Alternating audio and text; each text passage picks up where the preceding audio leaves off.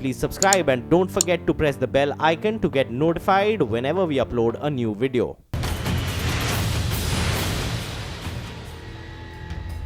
नमस्कार, मैं हूं अमीश देवकर और आप देख रहे हैं सबसे बड़े दंगल का ये महापोल मेगा एग्जिट पोल। गुजरात की गद्दी पर कौन बैठेगा, इसका ट्रेलर हम आपको लगातार निरंतर दिखा रहे हैं और जो तस्वीर निकलकर सामने आ रही है उसे देखकर यह लग रहा है कि गुजरात में मोदी और अमित शाह की किलेबंदी ने अपना कमाल दिखा दिया है, क्योंकि एग्जिट पोल के जो नतीजे सामने आ रहे हैं उसके मुताबिक गुजरात और हिमाचल प्रदेश में मोदी का मैजिक साफ दिख रहा है। और इसी शो में हम आपको गुजरात और हिमाचल प्रदेश का महापोल भी दिखाएंगे। ये महापोल कई अलग अलग एग्जिट पोल्स का निचोड़ होगा, बड़ा निचोड़ होगा, लेकिन कांग्रेस ने सीधे चुनाव आयोग पर बड़ी उंगली उठा दी है। इस सबसे बड़े दंगल में आज इस पर जोरदार बहस भी होगी। इसके अलावा हम आपको थोड़ा फ्लैशबैक में भी लेकर जाएंगे जो जरूरी है और बताएंगे विकास के बाद मंदिर दर्शन से लेकर तू चाय बेच और नीच राजनीति तक गुजरात का राजनीतिक रंग कैसे बदलता गया। ये औरंगजेब राज उनको मुबारक। अंडर करंट है, जबरदस्त अंडर करंट। यहाँ पे आप देखना जबरदस्त रिजल्ट आने वाला। 150 सीट के साथ भारतीय जनता पार्टी की सरकार। सर्वे करने वाले कल्पना तक नहीं करते थे कि भारतीय जनता पार्टी को इतना बड़ा विजय प्राप्त होगा। जय शाह जी का मामला आया, राफेल डील सामने आई।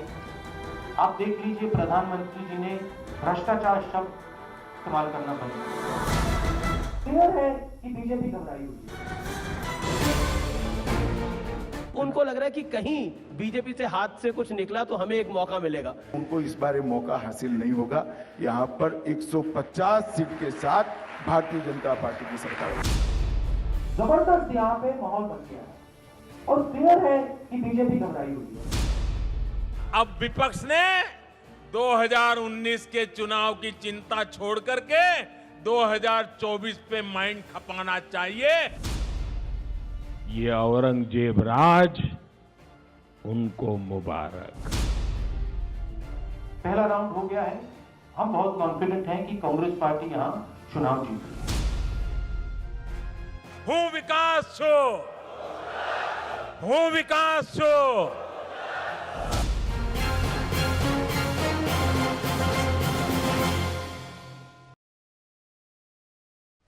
और आज इसी पर होगा सबसे बड़ा संग्राम। मैं पहले आपको बता देता हूं कि अभी तक की सर्वे में गुजरात में बीजेपी सरकार की उम्मीद है, इसमें कोई दो राय नहीं है। गुजरात में मोदी लहर बरकरार है, ऐसा सर्वे, तमाम सर्वे बता रहे हैं। हिमाचल में बीजेपी को जोरदार धमाकेदार जीत मिलने जा रही है। हिमाचल में बीजेपी को एक तरफा जीत मुमकिन है और वो ऐतिहासिक जीत भी हो सकती है हिमाचल के अंदर। गुजरात में तमाम प्रयासों के बाद एग्जिट पोल ये कहते हैं, महापोल ये कहता है कि भारतीय जनता पार्टी वहां आगे है और 105 से 115 सीटों तक रह सकती है। और मैं आपको तमाम महापोल का क्रक्स भी दिखाएंगे जो बेहद जरूरी है। और मेरे साथ आज कौन कौन जुड़ रहा है इस खास दिन के ऊपर। मेरे साथ भारतीय जनता पार्टी की ओर से डॉक्टर संबित पात्रा है, मेरे साथ रामकृपाल सिंह है इस डिबेट के अंदर, मेरे साथ निखिल सवानी है नेता पास के अपना व्यू पॉइंट शेयर करने के लिए, मेरे साथ क्लाइड कैस्ट्रो होंगे प्रवक्ता एनसीपी के, स्मिता प्रकाश एडिटर ए9 न्यूज की, रामकृपाल सिंह इस देश के जाने माने वरिष्ठ पत्रकार। मैं सीधा सवाल बिना लाग लपेट के आपसे करता हूं संबित पात्रा, इस समय जो नंबर्स आ रहे हैं हिमाचल में आपको बंपर जीत मिल रही है एग्जिट पोल्स के अंदर, लेकिन गुजरात की जहां तक हम बात करें एग्जिट पोल कह रहे हैं आप जीत तो रहे हैं लेकिन 150 का आंकड़ा कोसों दूर है। देखिए अमीश जी, बहुत ही बिना अहंकार के और बहुत सरल तरीके से मैं कहना चाहूँगा कि धन्यवाद इन सब एग्जिट पोल के माध्यम से जिस प्रकार के नतीजे आ रहे हैं जनता को धन्यवाद करना चाहिए। और जिस प्रकार हमारे पार्टी के नेताओं ने मेहनत की है, मोदी जी और अमित भाई शाह ने, ये हमारे पार्टी के लिए बहुत फख्र का विषय है। जहां तक गुजरात में आप दिखा रहे हैं कि एग्जिट पोल में भारतीय जनता पार्टी की जीत हो रही है, आप ही नहीं अमीश भाई, जितने बाकी डिबेट्स में, जितने बाकी चैनल्स में ये डिबेट्स चल रहे हैं, हर जगह भारतीय जनता पार्टी को जीतता हुआ दिखाया जा रहा है। देखिए, जीत जीत होती है, कितनी सीट के साथ हम जीतेंगे ये हमें 18 तारीख को मालूम पड़ेगा, मगर जीत का ये पैमाना नहीं होता है कि आपने इस आंकड़े को नहीं छुआ, उस आंकड़े को नहीं छुआ। हम जीत में भी सरल रहेंगे, हम जीत में भी अहंकार रहित रहेंगे। और कांग्रेस पार्टी से यह प्रश्न पूछना चाहिए कि आखिर इतना तामझाम करके, अमीश भाई मैं आपको बताऊं, गुजराती में चुनाव को चुटनी कहते हैं, और आज मैं आपको बताऊं कि चुटनी में इस बार कांग्रेस की गाड़ी फिर से छुटनी हो गई है, गाड़ी फिर से छूट गई है। 2007 में भी कह रहे थे आवे छे, 2012 में भी कह रहे थे आवे छे, 2017 में भी कह रहे थे आवे छे, अब चुटनी में गाड़ी छुटनी, यही कांग्रेस का हाल होने वाला है। ठीक है, मेरे साथ कांग्रेस के प्रवक्ता भी हैं प्रेमचंद मिश्रा साहब, उनका मैं रुख करता हूं। प्रेमचंद मिश्रा साहब, एग्जिट पोल जो आ रहे हैं उनको आप कैसे आंकते हैं? एग्जिट पोलों के अंदर आपको डबल झटका लग रहा है। पहला झटका, बड़ा झटका, हिमाचल में आपकी सरकार थी, वहां से सरकार जा रही है। दूसरा झटका, जिस गुजरात में उम्मीद थी, जिस गुजरात की किलेबंदी से आपको लग रहा था 2019 में आपका कुछ हो पाएगा, वहां आप इस समय पिछड़ते हुए दिख रहे हैं। हालांकि एक गेन जरूर हो रहा है 5 से 7 सीटों का, लेकिन सरकार बनाने के आप कोसों दूर है एग्जिट पोल के मुताबिक। हाँ, मैंने भी एग्जिट पोल्स को देखा है, अभी कई दूसरे चैनल्स में मैं डिबेट में था, वहाँ भी मैं देख रहा था। तो एग्जिट पोल को क्या रिजल्ट मान लेना उचित है? तो हम सबको 18 तारीख की प्रतीक्षा करनी चाहिए। और मैं समझता हूँ न तो बीजेपी के हमारे मित्र को ज़्यादा उतावलापन होना है, न हमें इसके लिए कोई निराशाजनक स्थिति में खुद को लाना है। जनता ने अपना मतदान कर दिया है, अब मतगणना होना है। हमारा जो अपना आकलन है, जिस आधार पर कार्ड पार्टी ने चुनाव लड़ा, जिस आधार पर हमने इक्वेशन बनाया, जिस आधार पर हमने पूरे चुनाव को कैंपेन कराया, एक नया सोशल इंजीनियरिंग किया, गुजरात से लेकर हिमाचल तक हमारे अपनी उपलब्धियों को लेकर जनता के बीच में गए, उस आधार पर जो रिस्पांस पब्लिक का हमें मिलता रहा है, राहुल जी की सभा में या दूसरे हमारे मित्रों की सभा में, हमारे दूसरे नेताओं की सभा में, पब्लिक रिस्पॉन्सिव थी। तो उस आधार पर मैं ये कह रहा हूँ कि ये एग्जिट पोल हमारे उन अनुमानों के अनुकूल नहीं है। इससे ज़्यादा परसेंटेज वोट भी हमें आएंगे और ज़्यादा सीट हमें उस आधार पर मिलने की उम्मीद है जो रिस्पांस में मिला, और हम बहुमत के करीब जाएंगे और सरकार और मैं इस समय एक बड़ा एग्जिट पोल रिवील करने जा रहा हूं, और ये बड़ा एग्जिट पोल है। Hold on sir, the exit poll जो अभी तक टू द पॉइंट रहता है, चाणक्य का एग्जिट पोल हमारे पास है, और मैं उस एग्जिट पोल के नतीजे आपको बताने जा रहा हूं, और उसमें पहला नंबर क्रंच होकर जो आ रहा है, चाणक्य के एग्जिट पोल में जो पहला नंबर क्रंच होकर आ रहा है, वो भारतीय जनता पार्टी के लिए बहुत बड़ी राहत लेकर आ रहा है। Chanakya exit poll says BJP will cross 130 mark in Gujarat. Now this is big enough reason for Congress to get stressed, because Chanakya के एग्जिट पोल पर वाकई बहुत कुछ दारोमदार था। मैं पहला इस पर रिएक्शन स्मिता प्रकाश आपसे लेता हूं और फिर रामकृपाल सिंह आपसे। Smita Prakash, what is your take? BJP crossing 130 mark, Chanakya exit poll in Gujarat. देखिए, एवरीबडी नोज कि चाणक्य जो है बहुत कम ही उनकी प्रिडिक्शंस गलत रहती हैं। सो बीजेपी जो है वो 120 और 150 के बीच में होवर कर रही थी, और कुछ पोल्स तो दिखा रहे थे कि 110, 109, मतलब वैसी वाली जीत तो बेइज्जती वाली जीत हो गई। लेकिन अगर चाणक्य का पोल सही निकलता है तो ये जो है, ये this is another victory for BJP. छठी बार किसी स्टेट में जीतना जो है, it's a fabulous feather in the cap. और कांग्रेस जो है, इनको एक्सेप्ट करना पड़ेगा कि बीजेपी जो है इलेक्शन जीतने का फॉर्मूला इनके पास है, एक यज्ञ की तरह है, उनका घोड़ा भागता जाता है, जीतता जाता है, और कांग्रेस को ये नहीं पता कि इस घोड़े को कैसे रोका जाए। तो चाहे वो अपने प्रेसिडेंट को बदल रहे हैं और एक नए सोशल मीडिया के सपोर्ट से एक नया इमेज क्रिएट कर रहे हैं, लेकिन इलेक्शन जीतना सबसे कठिन बात है। पहले उन्हें इलेक्शन जीतना सीखना है। जब तक वो इलेक्शन नहीं जीतेंगे तब तक वो डिबेट्स में आके कहते रहेंगे कि बीजेपी जो है गलत तरीके से जीत रही है, द पॉइंट इज जीत रही है और आप हारे जा रहे हैं। और जब तक आप जीतेंगे नहीं, जब तक इनका जो विनिंग स्ट्रीक है उनको रोकेंगे नहीं, तब तक it doesn't make any sense fighting elections the way they are fighting. Okay, now this is the big number for my viewers. मैं अपने व्यूअर्स को बता दूं ये बड़ा नंबर है। बीजेपी 130 का आंकड़ा क्रॉस कर रही है। रामकृपाल सिंह, क्या अभी भी कांग्रेस का ब्लेम ये होगा इलेक्शन कब? देखिए, आज कांग्रेस ने एक बड़ी प्रेस कॉन्फ्रेंस करी। उस प्रेस कॉन्फ्रेंस में कठपुतली कहा गया, पपेट कहा गया इलेक्शन कमीशन को, और लगातार आरोप ईवीएम पे भी लगते रहे हैं। What is your take?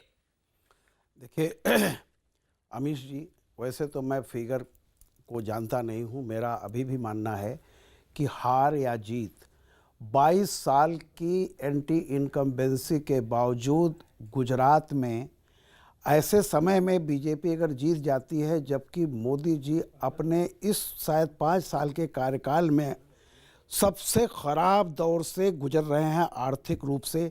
नोटबंदी का असर, जीएसटी का असर, पूरी दुनिया मानती है कि इनिशियल इसके झटके होंगे। अपडेट कर देता हूं नंबर। 135 बीजेपी, 47 कांग्रेस। मैं वही बता रहा हूं, बीजेपी की जीत ही बहुत बड़ी होती, और अगर वो जीत 3 फिगर में जाती है। मैं आपको बता दूं 2012 में भी इस पर शर्त लगी थी कि बीजेपी क्या वो 3 फिगर में जाएगी, यानी 99 से ऊपर जाएगी कि नहीं।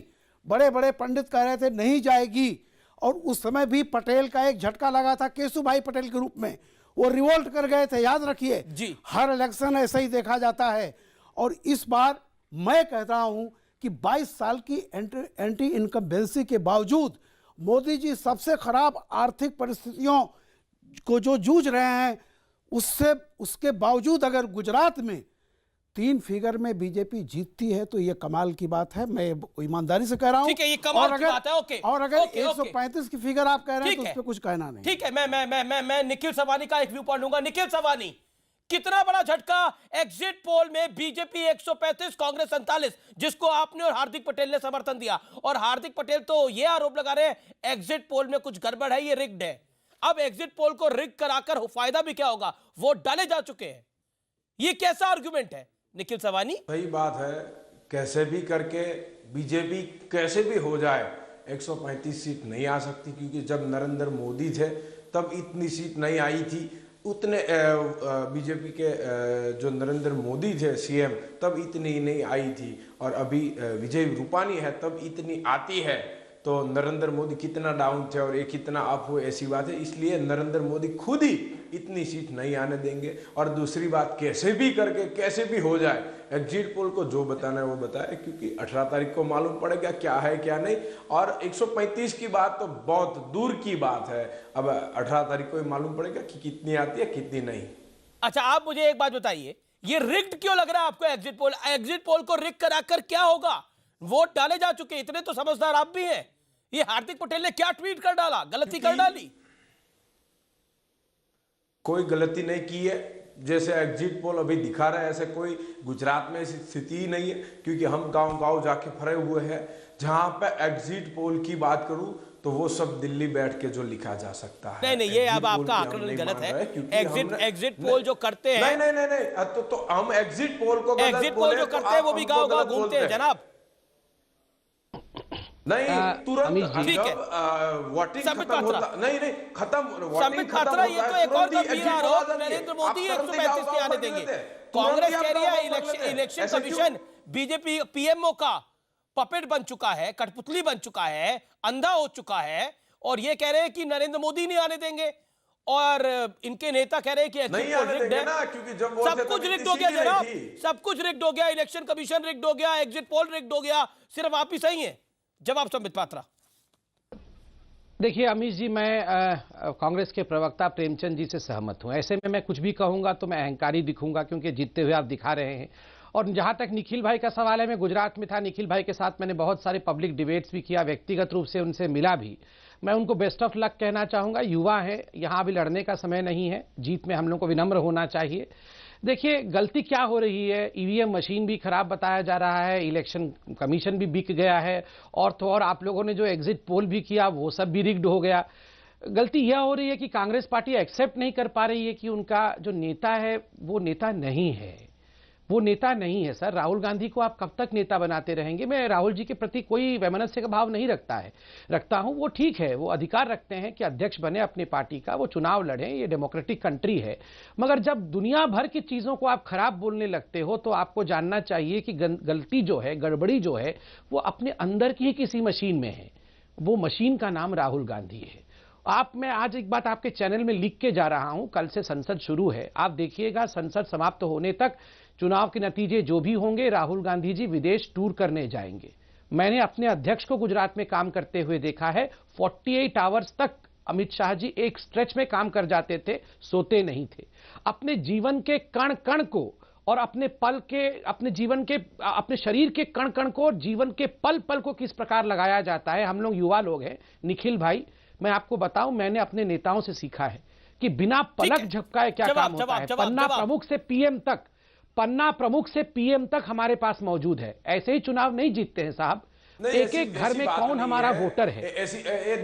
अमित जी बोल रहे हैं कि हम भी एग्जिट पोल गांव गांव जाके ही बनाते हैं। क्या वोटिंग होने के बाद तुरंत आप गांव गांव जाके घूम के आ गए? अब मैं कांग्रेस से एक रिएक्शन कराता हूं। प्रेम मिश्रा बोल रहा हूं। प्रेमचंद मिश्रा, क्या आपको लगता है आज इलेक्शन कमीशन के ऊपर जो हमलावर हुई कांग्रेस, क्या आपको लगता है वो मर्यादित था जिस तरह की भाषा का उपयोग हुआ? अमीश जी ओके, प्रेम मिश्रा। अमीश जी, इलेक्शन कमीशन एक कॉन्स्टिट्यूशनल बॉडी है। इलेक्शन कमीशन को हमने बनाया है, हम उसकी अहमियत को जानते हैं, उस अहमियत को स्वीकारते भी हैं। इलेक्शन कमीशन एक निष्पक्ष बॉडी है और सभी पॉलिटिकल पार्टी को समान रूप से उसे देखने का काम है, उसका अधिकार क्षेत्र में आता है और उससे अपेक्षा होती है। पर ये कहना कि क्या वजह इलेक्शन कमीशन के जो chief election commissioner is acting as PS to prime minister, do you think that is fine? Let me finish. Okay, you make your point. क्यों ऐसा बोलना पड़ा? क्यों ऐसा बोलना पड़ा? बताइए ना, आप बताइए। नो, ये क्यों ऐसा बोलना पड़ा? आप किसी भी इलेक्शन के मतदान के दिन आप किसी मतदान केंद्र के बाहर मजमा भीड़ नहीं लगा सकते, 5 आदमी से ज्यादा लोगों के साथ खड़े नहीं हो सकते। आप यहाँ हजारों की संख्या में हैं, रोड शो जैसा काम कर रहे हैं, लोगों को दिखा रहे हैं। तो वो जो आज प्रधानमंत्री जी के तरफ से एक्ट हुआ है, पर इलेक्शन कमीशन को गलत कहना, ईवीएम को गलत कहना, ये कहां तक जायज है? ये कानून के किताब में देखिए, सुनिए थोड़ा। अगर इसके बावजूद चुनाव आयोग एक्ट नहीं करता है, क्या तो प्रधानमंत्री हैं, हम उनके खिलाफ कैसे नोटिस भेजें, उन पर कैसे कार्रवाई करें? तो निश्चित तौर पे यह आरोप लगेगा कि आप पक्षपातपूर्ण रवैया अपना रहे हैं, आप निष्पक्षता से काम नहीं कर रहे हैं। और कहीं ना कहीं आप प्रधानमंत्री जी से या तो प्रभावित हैं या पीएमओ से आपको गाइडलाइन मिलता है। कोई ना कोई आपका गठबंधन है। ओके, नहीं ये अब आप कह रहे हैं गठबंधन है इलेक्शन कमीशन के साथ, ये किस तरह की भाषा का इस्तेमाल हो रहा है? संबित पात्रा। मैं उत्तर देखिए प्रेम जी, आज मैं आपसे लड़ूंगा भी नहीं और एक मजाक थोड़ा सा अच्छी भाषा है। ये इनका चलिए कोई नहीं, ये गठबंधन ही तो है, आपका अधिकार है। आप गठबंधन नहीं कहे तो और क्या कहें? चलिए आपका अधिकार है। आज मैं लड़ूंगा नहीं बिल्कुल भी प्रेमचंद जी के साथ।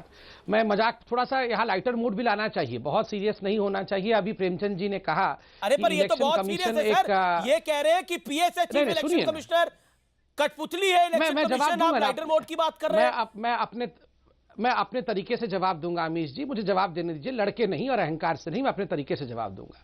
मेरे भाई प्रेमचंद जी ने कहा कि इलेक्शन कमीशन उनके समय उन्होंने बनाया, खैर उन्होंने सब कुछ बनाया, ये धरती ही उन्होंने बनाई। फिर उन्होंने कहा कि इलेक्शन कमीशन हमारे समय की एक बॉडी है। देखिए बॉडी तो समझ में आता है, अगर बॉडी बोलेंगे BUDDY तो मुझे तो लगेगा कि इतने वर्षों तक आपने बॉडी बना के रखा क्या इलेक्शन कमीशन को, ये प्रश्न तो पूछूंगा। देखिए जहां तक इलेक्शन कमीशन के गठबंधन का सवाल है प्रेमचंद जी, ये हमारी गलती नहीं है। अगर प्रधानमंत्री जी इतने लोकप्रिय है, इलेक्शन कमीशन को अधिकार संपन्न बनाया। सर सुन लीजिए, बड़े भाई सुन लीजिए, बड़े भाई सुन लीजिए, सेशन जी के जमाने से बड़े भाई उसे अधिकार संपन्न बड़े भाई सुन लीजिए। नहीं आप बड़े भाई कह रहे हैं और फिर गलत चीज गलत उद्धृत मत करिए। अरे गलत से मैंने कहा, थोड़ा लाइट मोड पे आ जाइए, मुस्कुरा तो दीजिए बड़े भाई, इतने टेंशन में मत। अरे एग्जिट पोल में कांग्रेस जीत नहीं रही, मैं मजाक कर रहा था, बड़ी सुनिए कैसे मुस्कुराएंगे? मुझे एक वैधानिक एग्जिट पोल पे कांग्रेस जीत नहीं रही। चुनाव आयोग अगर आप पे आरोप लगा रही है कि आपका गठबंधन है इलेक्शन कमीशन के साथ, कैसे मुस्कुराएंगे? स्मिता मुस्कुरा रही है, मैं उनके पास चलता हूँ। मैं कंप्लीट कर रहा हूँ, 10 सेकंड में 10 सेकंड समझ पाता, 10 सेकंड कंप्लीट करने। 10 सेकंड।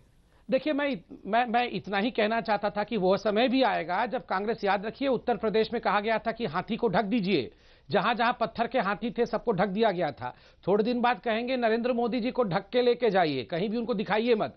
आज कल रात को इन्होंने कंप्लेन किया था इलेक्शन कमीशन में कि जो नेवी का फंक्शन था INS कलावरी को देश को समर्पित करने का, देश को समर्पित करने का, उसको भी रद्द कर देना चाहिए। उसको भी रद्द कर देना चाहिए। बाद आपके पास भी आता हूं, I want to take your comment, लेकिन छोटे से ब्रेक के लिए मैं यहां पर रुक रहा हूं और इस छोटे से अंतराल के बाद वापस आ रहा हूं। ये महापोल अब तक का सबसे बड़ा महापोल हम आपको दिखा रहे हैं और बहुत बड़ा नंबर जो गुजरात के चुनावों में बहुत महत्वपूर्ण है, वो हमारे पास होगा।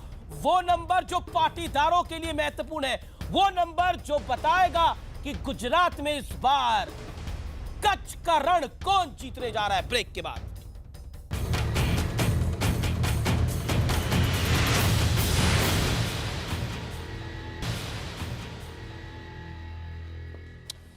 Welcome back. और अब महापोल, न्यूज 18 इंडिया का महापोल क्या कहता है?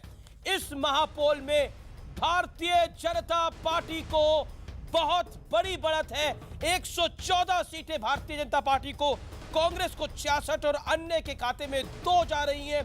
यानी कुल मिलाकर 22 साल बाद बीजेपी गुजरात रिटेन कर रही है। यह बड़ी बात है इस समय की। 7 अलग अलग सर्वों का निचोड़ है ये महापोल और चाणक्य के पोल ने गुजरात में बीजेपी को 135 के पार कर दिया है और कांग्रेस को 50 के अंडर कर दिया है। लेकिन महापोल कह रहा है कि कांग्रेस को 66 सीटें, यानी कांग्रेस जस की तस खड़ी रहेगी।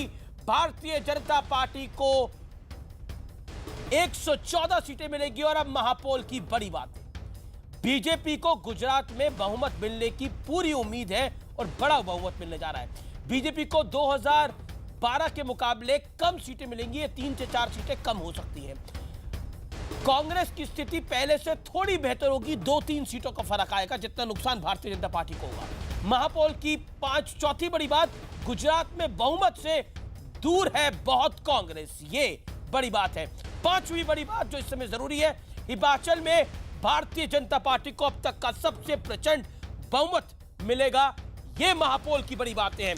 तो कुल मिलाकर वो महापोल जो जरूरी था। स्मिता प्रकाश, चाणक्य का एग्जिट पोल आ चुका है, न्यूज 18 इंडिया का महापोल आ चुका है, व्हाट इज योर टेक? और कांग्रेस कह रही है ईवीएम से लेकर इलेक्शन कमीशन तक सब अलाइंड है और हार्दिक पटेल कह रहे हैं एग्जिट पोल ही रिग्ड है। स्मिता प्रकाश, देखिए एग्जिट पोल जो है वो रिग्ड तो हो नहीं सकता, because what is the point? इससे किसको बेनिफिट मिल सकता है अगर रिग करना हो तो? हाँ, अगर उनके कैलकुलेशंस में गलती हो वो अलग बात है, लेकिन रिग करने से किसी को फायदा तो होगा नहीं। दूसरी बात, you know the fact that BJP जो है अगर वो इस नंबर पे आती है जितना ये चाणक्य का पोल कह रहा है, अगर इतने सीटें लाती है तो they are kind of closing in on the target which Narendra Modi had given them। 150 का उनका शायद था, 120 और 150 के बीच। तो अगर वो ये ले आती है तो इट इज क्वाइट क्लियर कि अगले 1.5 साल जो है वो they can you know go on full steam ahead. जो इनकी जो इकोनॉमिक पॉलिसीज हैं, इनकी जो प्रोग्राम्स हैं, उनको लेकर they can go full steam ahead. अगर ये if they had come less than 110, then what would have happened is कि जो ब्यूरोक्रेसी है वो सपोर्ट नहीं देगी, क्योंकि they would have been unsure कि 2019 में रिजल्ट्स क्या निकलेंगी। तो अब जो है बीजेपी जो है अब फुल स्टीम जाएगी कर्नाटका के इलेक्शंस के लिए। It will not make a difference on government policies and programmes, एक कंटिन्यूटी रहेगी on BJP government's programmes and policies. ठीक है, क्लाइड कैस्ट्रो मेरे साथ एनसीपी के प्रवक्ता भी हैं। क्लाइड, आपको क्या लगता है जो इस समय पोल के नतीजे आ रहे हैं, एग्जिट पोल के नतीजे आ रहे हैं, महापोल का एग्जिट पोल ये बता रहा है कि 114 के पार जा रही है भारतीय जनता पार्टी। और मैं आपको ये बता रहा हूं, जो आंकड़ा चल रहा है कि राहुल गांधी 20,000 किलोमीटर तक घूमे इस पूरे चुनाव के अंदर। 25 दिन में 53 सभाएं भी करी उन्होंने। लेकिन क्लाइड, जितना शोर मच रहा था, नतीजा उससे बहुत नीचे आ रहा है कांग्रेस के लिए। क्या कहना चाहते हैं आप क्लाइड? मैं ये कहना चाहता हूं, आपको ये कहना चाहता हूं, ठीक है आप कह रहे हैं कि जितना शोर मचा रहे थे उससे कम सीटें आ रही थी, लेकिन उससे भी ज्यादा शोर तो बीजेपी मचा रहे थे ना। वो कह रहे थे कि 150 सीटें आने वाली है। अगर 150 सीटें आने वाली थी उनकी, तो अगर आपका जो आंकड़े आप दिखा रहे हैं, जो 110, 115, 120 है, कहीं ना कहीं बीजेपी खुद के अपने एस्टिमेशन में फेल हो गई है। आप कह रहे बीजेपी हार रही है। अगर वो कहते हैं 150, नहीं, वो खुद के नजर में हार जाएंगी। अगर बीजेपी खुद कहती है कि 150 सीट आने वाली है, अगर उनको उससे 5 सीट भी कम मिलती तो उनके खुद के नजर में हार जाएंगी, बिकॉज उनका कॉन्फिडेंस इतना अच्छा था कि वो कह रहे थे कि हम 150 सीट लाएंगे। अपनी नजर में हार जाएगी, आपकी नजर में, चलिए वो अपनी नजर में हार रहे हैं, आपकी नजर में क्लाइड? हाँ, आपकी नजर में बीजेपी हार गए ना, क्योंकि जो कहते थे, नहीं हार ही रही ना। जो कहते थे कि 150 सीटें आने वाली है, अगर 150 एग्जिट पोल में आप कहते हैं कि अभी स्मिता प्रकाश जी ने बताया कि अगर वो 115 सीट है तो वो 150 के करीब आते हैं, तो अगर वो 150 कह रहे थे तो 180 के करीब जाना चाहिए था उन्होंने। तो मेरा यही कहना है कि कहीं ना कहीं ये एग्जिट पोल है। स्मिता से रिएक्शन देखेंगे, एक रिएक्शन देता हूं मैं। स्मिता 20 सेकंड पॉइंट, बीजेपी हारी हुई है अगर 150 के नीचे आ रही है। नहीं, इसमें सब में होल्ड करिए, आप होल्ड करिए। मैं बधाई देना चाहता हूं अमिश भाई। स्मिता जी 10 सेकंड रुक जाए, मैं बधाई तो दे दूं। इन्होंने अपने नजर में जीत ली है, कम से कम बधाई तो दे दूं। एग्जिट पोल में तो नहीं जीता, और 18 को भी वही कुछ होने वाला है। कम से कम अपने नजर में जीत गए हैं, बधाई तो बनता है। फिडल भाई बधाई, 10 सेकंड दे दीजिए। कम से कम आप अपने नजर में जीत रहे हैं, ये बधाई हो हमको। और हमें क्या चाहिए? ऐसे इतने अच्छे हमारे ओपोनेंट हैं जो हार में भी जीत रहे हैं। ठीक है, आज आपने अच्छा माहौल किया है संबित जी, आज आपने अच्छा माहौल किया है। लास्ट थोड़े दिनों से जब हम डिबेट कर रहे थे तो आप इतने आक्रामक थे, हम भी सोच रहे कि हमारे संबित भाई कहां गए। जो असली संबित पात्रा जी को हम जानते थे, हसमुख है, वो कहीं खो गए थे। आज आ गए आप। नहीं, हम ओरिजिनल में आ गए। वेलकम बैक, आपको बधाई देता हूं। नहीं क्लाइड, पर आपने बड़ी इंटरेस्टिंग बात करी है इस चुनाव में। स्मिता भी कुछ कहना चाह रही है, रामकृपाल सिंह भी कुछ कहना चाह रहे हैं। Smita first, you 20 seconds, then Ramkripal ji. Smita, Clyde Castro कह रहे हैं कि हारी हुई है बीजेपी, इसमें जीत क्या है? संबित जो है आज वो एक मिस यूनिवर्स की तरह हैं, जो जीत गए and he so generous towards the opponents कि वो भी जीत जाए। So he is being extremely generous, बिल्कुल मिस यूनिवर्स के मोल्ड में है आज।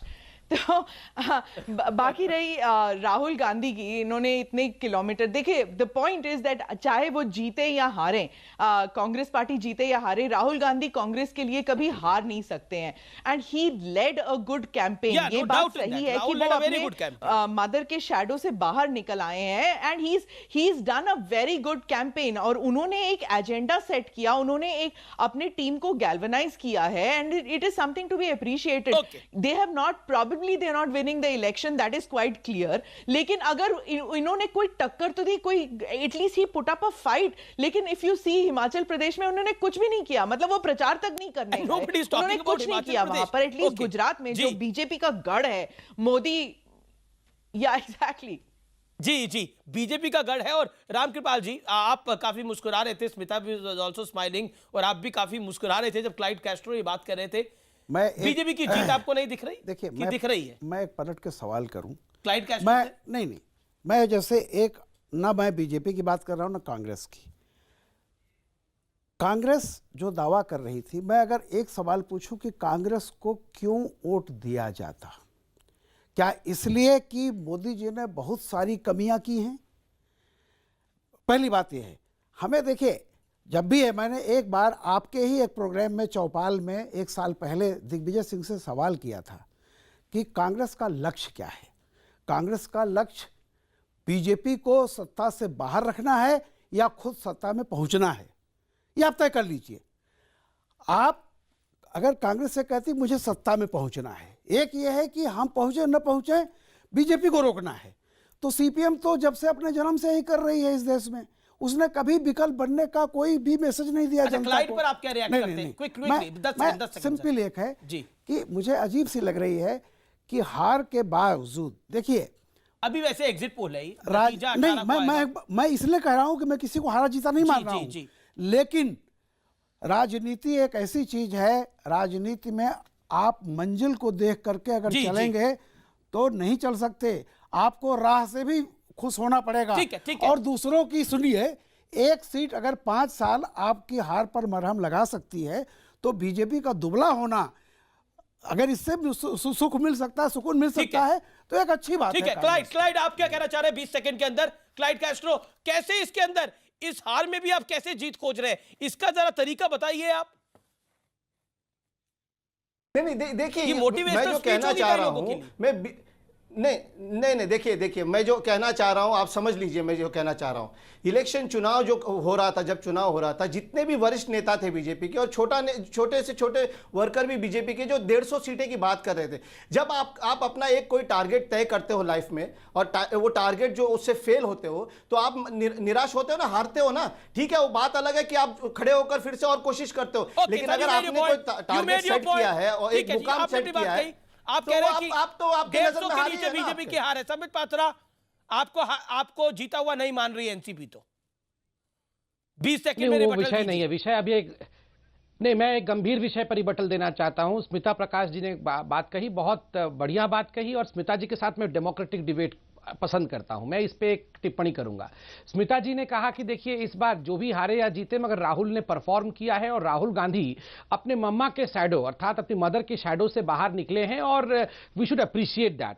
मैं बहुत सम्मान के साथ कहना चाहूंगा, देखिए ये 125 करोड़ का देश जिसमें लगभग 40% गरीब जनता बसती है, ये बहुत चांसेस राहुल गांधी को केवल इसलिए दे कि वो अपने मम्मा के शैडो से बाहर निकले, फिर हम लोग अप्रिशिएट करें कि हाँ अपनी माँ की शैडो से बाहर निकल गया, कितना कमाल का लड़का है। राहुल गांधी ने एक फाइट तो दी है Sambit Patra, how can you deny it? आप इस बात को कैसे डिनाई कर सकते हैं?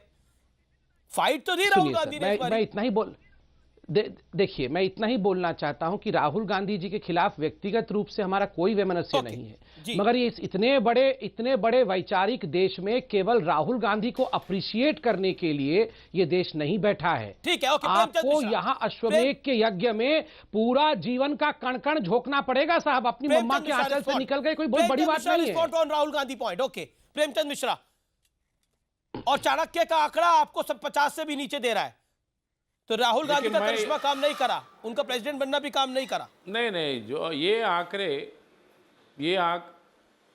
नहीं, प्रेसिडेंट बनना कोई एक दिन में चमत्कार नहीं होता है। जो बातें यहाँ की जा रही हैं उससे इतना तो स्पष्ट है कि राहुल गांधी जी को लेकर परेशानी है कहीं न कहीं बीजेपी को। मैं ये नहीं समझ पा रहा हूँ कि अगर कोई नेता सच बोलता है, विपक्ष के प्रति भी आदर भाव और सम्मान पूर्वक बातें रखता है और शालीनता पूर्वक आलोचना करता है, तो वो नेता अच्छा नहीं है। क्योंकि भारतीय जनता पार्टी की कार्यशैली और बात करने की शैली कुछ अलग है। इनको वो नेता अच्छा लगता है जिसको वो नेता मानेंगे जो गालियां दे, जो प्रहार करे, जो प्रताड़ित करे, जो अपमानित करे, जो जलील करे, वो उस मॉडल का नेता अच्छा नेता है। लेकिन जो सच्चाई पर चलने की बात करता है, जो सच बोलता है, राजनीति में सुचिता की बात करता है, टैलेंटेड अच्छे लोगों को साथ लेकर चलता है और जनता की आवाज़ बनना चाह रहा है, तो वो पसंद नहीं है। तो जो हमारे मित्र संबित पात्रा यहाँ फार्मूला बता रहे हैं, वो फार्मूला इनको मुबारक हो। हमें हमारा नेता पसंद है, वो सच बोलता है। मेरे को ब्रेक के लिए रुकना पड़ेगा, मैं ब्रेक के बाद जवाब ले लूंगा। लेकिन 16 तारीख को राहुल गांधी के सर सेहरा बंधेगा कि अब वो पार्टी के अध्यक्ष है। लेकिन एग्जिट पोल की अगर माने तो 2 हार के साथ, पहले हिमाचल की हार, दूसरी गुजरात की हार, जो प्रेडिक्ट किया जा रहा है, हो सकता है नतीजे कुछ भी हो सकते हैं। तो क्या ये कहा जाएगा कि राहुल गांधी का जो शगुन है वो बेहतर नहीं हुआ है? मैं एक ब्रेक ले रहा हूं और ब्रेक के बाद वापस आ रहा हूं। महापोल, वो पोल जो हर सटीक आंकड़े की जानकारी दे रहा है। और मैं आपको बता दूं, पाटीदारों के इलाके में भी बीजेपी को जिस नुकसान की उम्मीद लग रही थी, वो नुकसान फिलहाल होता हुआ नहीं दिखाई दे रहा। मैं ब्रेक ले रहा हूं।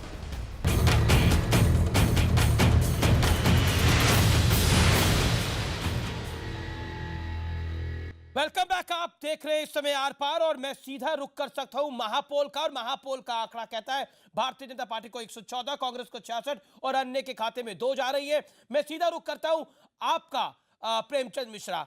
इस बारी राहुल गांधी ने हिंदू कार्ड भी खेला और अपने आप को जनेऊधारी हिंदू भी बुलवाया, लेकिन उसके बावजूद ये नतीजे क्या आपको या फिर एग्जिट पोल के जो रिजल्ट्स आ रहे हैं वो आपकी स्ट्रैटेजी में एक बदलाव लेकर आएंगे या फिर उल्टी पड़ी है ये रणनीति? देखिए, ये आपके मीडिया के शब्दावली होते हैं। देखिए, ये जो शब्दावली है ना, वो मीडिया की उपज होती है। ये हम नहीं कहते हिंदू कार्ड मुस्लिम कार्ड, ये आप लोग कार्ड बनाते हैं और बताते हैं, हम लोग के ऊपर लेबल लगा देते हैं। चुनाव मैदान में जब आदमी होता है और जब आप किसी क्षेत्र से जाते हैं, किसी इलाके में जाते हैं जहाँ आपकी सभा होती है, जनसंपर्क होता है, तो अमूमन प्रायः हर पार्टी के नेता लोगों के आग्रह पे या अपने भावनाओं के तहत अगर कोई रास्ते में धार्मिक स्थल है तो वहाँ जाते हैं, शीश नवाते हैं। और यह गांधी नेहरू परिवार की पुरानी परंपरा रही है और राहुल जी ने उसी का निर्वहन किया है। सभी मंदिर एक भी मस्जिद नहीं, उसमें प्रदेशों में सभी मंदिर एक भी मस्जिद नहीं। आप तो सेकुलर पार्टी है, आप बिहार चुनाव में बोला करते थे हम तो सेकुलर है, इसीलिए हम लालू के साथ गए, नहीं इसीलिए हम नीतीश के साथ गए। ठीक है, आप तो सेकुलर थे। हाँ, हम विचारधारा किसे सेकुलर हैं, बिल्कुल बिल्कुल। सेकुलर का मतलब ये हुआ कि सभी धर्मों का सम्मान करना। तो एक भी का मतलब ये नहीं हुआ कि सभी धर्मों में जाकर पूजा पाठ करना।